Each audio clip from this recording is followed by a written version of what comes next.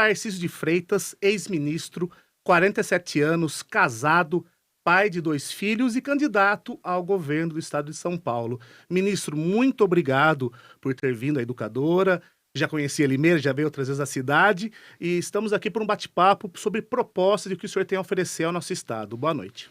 Boa noite, Danilo. Boa noite, Nilton Santos. Uma alegria estar aqui na Educadora. Meu abraço a todos que nos acompanham neste momento. Muito feliz de estar aqui de volta em Limeira. Correria, ministro, tá correndo todo o estado, campanha assim mesmo, né? É um pouquinho corrido, mas é bom, é gostoso. A gente tem que aproveitar cada momento. É uma oportunidade de ter contato com as pessoas, de perceber as demandas, ver onde é que o calo está apertando, pensar como que a gente vai construir as soluções e aprender muito. Então é muito legal visitar cada uma das cidades, aprender uma particularidade aqui. Todo dia a gente aprende uma coisa nova. Tá sendo um grande aprendizado para mim. É muito bom ter contato com as pessoas. É muito bom estar visitando, viajando todo o estado. Então estou bastante satisfeito. O senhor é carioca, nascido no Rio de Janeiro, já morou em várias partes do Brasil e o pessoal pergunta, um carioca governando São Paulo, dá liga, ministro? Com certeza. Eu acho que o paulista teve a sua riqueza, o estado de São Paulo teve a sua riqueza construída por paulistas e estrangeiros. Olha o que a colônia japonesa fez aqui, os sírio-libaneses, os italianos, os nordestinos, né? Nós temos 5 milhões de descendentes de italiano no estado de São Paulo. Nós temos 6 milhões de nordestinos aqui. Então observe que é gente que veio para cá construir, edificar. O paulista não tem preconceito, recebe todo mundo de braços abertos e no final das contas, ninguém está muito interessado em saber aonde você nasceu, até porque é uma coisa que você não escolhe. Todo mundo quer saber para onde a gente vai, para onde a gente vai caminhar. E o mais importante nesse momento é perceber se a gente consegue detectar, perceber os problemas e construir soluções. Algumas soluções são simples, né? O que custa fazer, por exemplo, uma passarela na Anhanguera? Vamos falar sobre isso, ministro. Então, Né? o senhor tá por dentro dos problemas de Limeira. Ou, por exemplo, fazer a pavimentação na Estrada da Balsa. Outro problema, Que é outra outro demanda problema. antiga. Então, são questões que são de simples solução. A gente pode perceber as oportunidades que nós temos de impulsionar o transporte ferroviário. A gente percebe, por exemplo, os problemas que afetam hoje o cidadão de São Paulo na área da saúde. São 540 mil paulistas na fila de cirurgias eletivas. A gente percebe os problemas, por exemplo, da segurança pública, né, com a desmobilização, com a falta de efetivo da Polícia Civil, o fechamento de distritos policiais, a falta de efetivo da Polícia Militar, os baixos salários, a falta de valorização do profissional de segurança pública, a falta de valorização do profissional de educação, né, o desrespeito aos aposentados, a questão das santas casas que estão agonizando do ponto de vista financeiro, que precisam de suporte, e o esvaziamento, a perda de negócios, a perda de competitividade pela incapacidade, né, de enfrentar a competição com os outros estados. São Paulo teve uma brutal elevação de tributo nos últimos anos. O ICMS per capita, por exemplo, subiu 26%. Então todo paulista está pagando mais imposto, está pagando mais IPVA, está pagando mais ICMS. São questões que a gente tem como resolver. A gente tem um plano de governo focado no cuidado com as pessoas, né, na questão do morador em situação de rua, né, no combate à pobreza, na segurança alimentar, na educação, na saúde, e por outro lado um plano de governo que está muito focado na geração forte de emprego. Então, acionando as alavancas do desenvolvimento, que é o aumento da oferta de energia, a disponibilização de energia mais barata, a questão do crédito para o micro, para o pequeno empreendedor, a questão da redução da carga tributária, da capacitação profissional dos jovens, né, da orientação dessa capacitação, da oferta de vagas orientada à vocação econômica de cada uma das regiões, para que a gente possa aproveitar o nosso jovem na indústria local, no desenvolvimento da infraestrutura, na desburocratização. Então, eu tenho certeza que a gente tem como resolver problemas que hoje estão aí presentes no dia a dia do paulista, e isso não tem nada a ver com a sua certidão de nascimento. Ministro, o senhor tocou em 2 pontos muito importantes. Nós estamos numa das regiões mais ricas do estado, se não for a mais rica, que é a região de Campinas. Uma simples, entre aspas, passarela virou um drama. Quase 20 vidas perdidas num trecho da Anhanguera, um bairro rural. Bairro dos Lopes. Bairro dos Lopes. E também já junto à pergunta da Estrada da Balsa, outro bairro rural que liga Limeira à Americana pela região rural. O que dá para fazer de concreto para que a passarela saia do papel, que tem que sair, mesmo que a concessionária não queira construir a passarela? Veja, a questão da concessão é uma questão que você impõe. Você tem um contrato de concessão com o poder concedente. Então, o que, que precisa ser feito? Ora, se eu tenho um ponto crítico, um local que é concentrador de acidentes, eu vou modificar o contrato, eu vou incluir aquela passarela no contrato e vou fazer o reequilíbrio econômico-financeiro desse contrato. Eu vou jogar esse custo para dentro do contrato.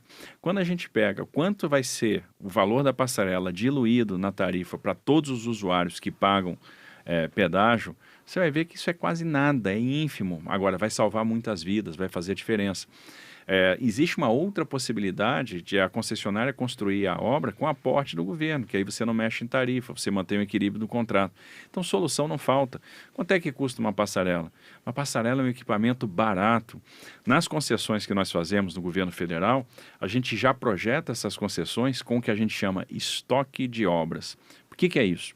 A gente faz o contrato de concessão e eu tenho um valor de tarifa definido e eu já coloco nesse contrato, nessa tarifa calculada, uma quantidade de obras que eu vou requisitando ao longo do tempo, que já estão lá no contrato, e que aparecem à medida da necessidade. O fluxo aumentou ali, vai precisar de uma passarela, não tinha contemplado, eu vou no estoque e coloco aquela passarela no contrato. Agora, mesmo não tendo estoque de obras, é facílimo resolver esse problema da passarela, né? Porque é chamar a concessionária e dizer, faça. Você vai fazer a passarela e eu vou equilibrar seu contrato. Seja na tarifa, seja com aporte. O governo pode aportar o dinheiro em uma passarela? Não é caro. Salva muitas vidas. Próximo ali tem o entroncamento com a rodovia Limeira-Cosmópolis, que vai à região de Paulínia, Replan, o senhor conhece, tráfego intenso de caminhões e empresas que viriam a Limeira não estariam vindo à cidade porque os caminhões não passam no acesso à rodovia Anhanguera.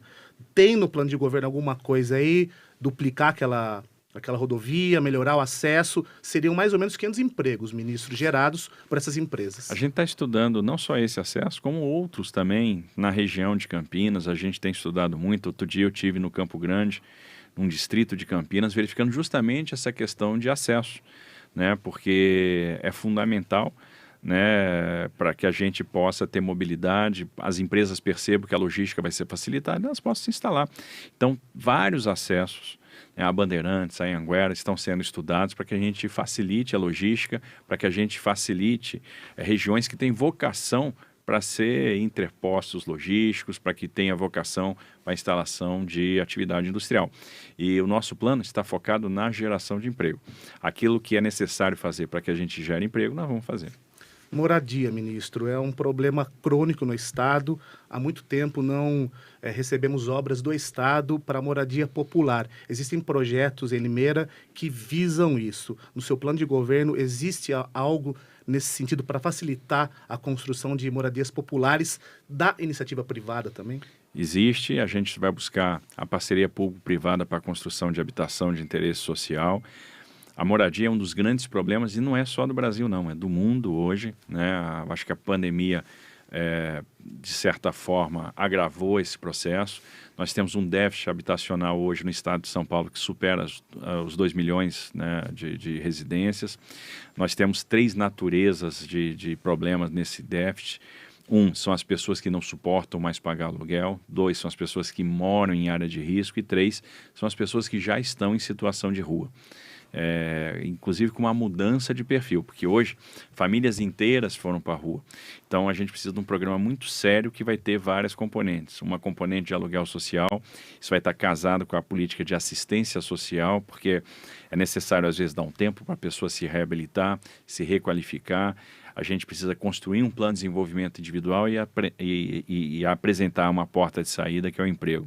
A segunda questão é, em parceria com as prefeituras, ajustar os planos diretores das cidades para que a gente possa construir habitação, adensar a cidade em áreas onde eu tenha infraestrutura de saneamento, infraestrutura de transporte.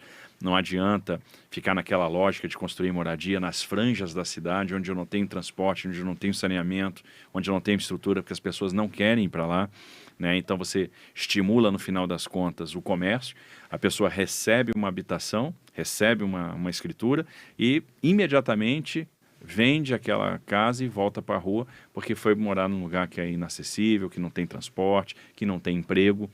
Então, essa lógica de planejamento urbano é fundamental. A A gente quer utilizar espaços urbanos que estão subaproveitados.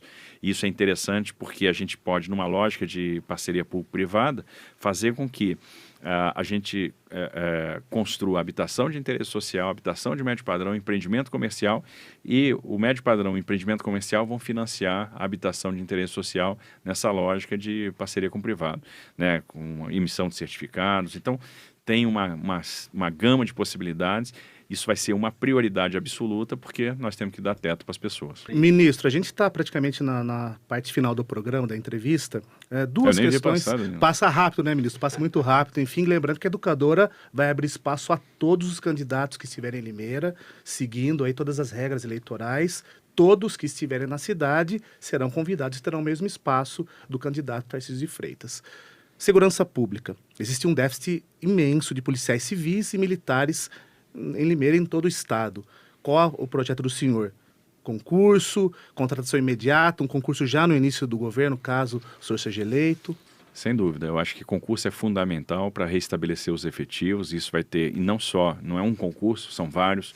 A gente vai ter que manter uma regularidade no concurso. Agora, não adianta nada você fazer um concurso se você não tiver condição de reter as pessoas na carreira. E para reter as pessoas na carreira, você vai ter que valorizar esses profissionais. A valorização pressupõe salário melhor. No caso da Polícia Civil, por exemplo, a gente precisa trabalhar com subsídio. A polícia de outros estados, as polícias civis de outros estados já trabalham com subsídio, a Polícia Federal já trabalha com subsídio. Eu acho que mudar a forma de remuneração para o subsídio é uma boa medida. A gente precisa equiparar esses salários ao salário de outras polícias para que a gente tenha uma igualdade e possa reter esses profissionais, né? Porque se o profissional ganha muito pouco, ele passa nesse concurso, amanhã ele está passando em outro, está deixando a corporação e o déficit permanece. Então, melhorar o salário é fundamental.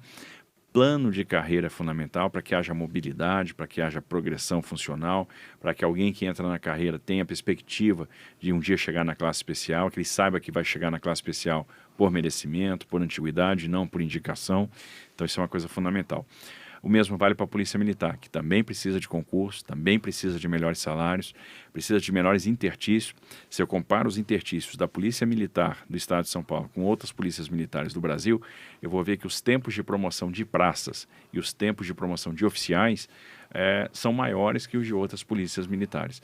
Então é necessário restabelecer isso, né, equiparar com as Forças Armadas e com as outras polícias, ter uma política de recursos humanos de maneira que o policial possa servir mais perto da sua residência, para evitar o desgaste, para promover o descanso no horário de folga, garantir a assistência médica e garantir a assistência jurídica. Então, salário, assistência médica, assistência jurídica, ou seja, valorização. E, obviamente, concurso para recompor esses efetivos e investimento em equipamento, né? Tecnologia de informação, para que a gente possa estruturar melhor os distritos policiais e as nossas companhias, os nossos batalhões de polícia. Tem dinheiro, ministro, para tudo isso? São muitas promessas. Onde está esse dinheiro? O dinheiro, bom, vamos lá, o orçamento do Estado de São Paulo do ano passado foi de 286 bilhões de reais. Né? Então, tem uma questão aí de qualidade no gasto, uma questão de prioridade para que a gente possa recompor aquilo que é fundamental para a população, que é educação, saúde e segurança. O Estado é uma grande empresa de prestação de serviço. A gente tem que eliminar o desperdício que existe na gestão.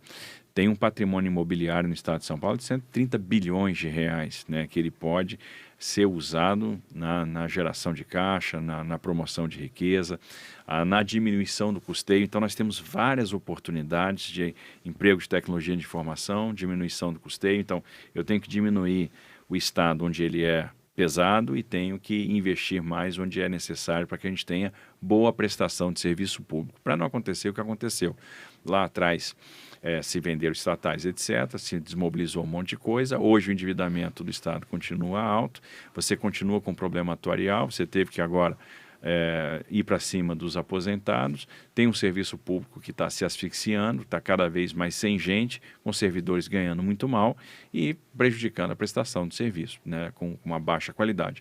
Então é uma questão de criatividade, é uma questão de rearranjo da estrutura administrativa para que a gente possa reduzir o custeio e criar os recursos necessários para fazer com que os serviços públicos sejam bem prestados e os profissionais valorizados. A gente sabe do papel do Estado, é fundamental, importante para atrair empresas, para gerar emprego. A gente sabe que o Estado ele não gera emprego direto, mas existem medidas para atrair empresas. Existe uma guerra fiscal entre os estados para que as empresas vão para a sua localidade. Como o senhor vai lidar com isso? A gente teve um caso aqui recente na região, na vizinha Iracemápolis, a Mercedes-Benz instalada aqui, a empresa com essa crise fechou, trouxeram outra empresa chinesa que também vai gerar empregos. Dá para planejar uma coisa nesse sentido? Grandes empresas para o nosso estado? Sem dúvida, as empresas têm interesse em vir para São Paulo e às vezes não vêm porque o empresário faz conta e vê que não está valendo a pena. Não adianta você achar que vai trazer uma empresa para cá pagando ICMS de 18% se o vizinho do lado está pagando 11%.